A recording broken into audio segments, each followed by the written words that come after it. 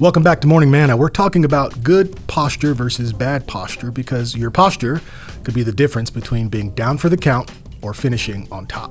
So we talked a lot about bad posture and what that looks like and friendship with the world and the things that God is opposed to, remembering that friendship with the world isn't about people, it's about the ways of the world that go against the will of God. So that's what bad posture looks like. What does good posture look like? Well, James tells us in verse 7. He says, "Submit yourselves therefore to God, resist the devil, and he will flee from you. Draw near to God, and he will draw near to you.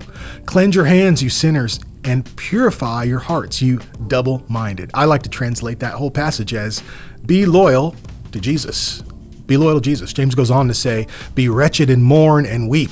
Let your laughter be turned to mourning and your joy to gloom." And here, I think, is the crux of the whole passage. Humble yourself before the Lord, and he will exalt you. What a great promise that we see all throughout Scripture. This is all about posture. To humble ourselves is to always have a posture of worship, to live in the reality that there is a God and we are not God. And if we get puffed up, we're going to get knocked down. So how do we humble ourselves? How do we walk in the way that God would want us to? How do we have the right kind of posture? Well, we'll talk about that tomorrow.